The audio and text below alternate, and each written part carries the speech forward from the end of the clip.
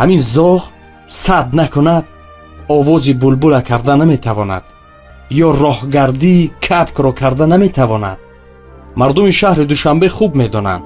ҳамин туркманҳо, донишҷӯйҳо ё студенткаҳо мегӯянд бубинед, куллан фарқ мекунад, чизи миллиша зинҳор тарк намекунад, бо ҳамон либоси миллиаш меравад, бо ҳамон либосе ки ҳаст. шоҳид из ин як исботи далели содда аст. вақте ки ман меравам ба шаҳри Душанбе, ман мебинам ҳамон туркманҳо ҳамин гуна мепӯшад, либосаш миллӣ маълум аст.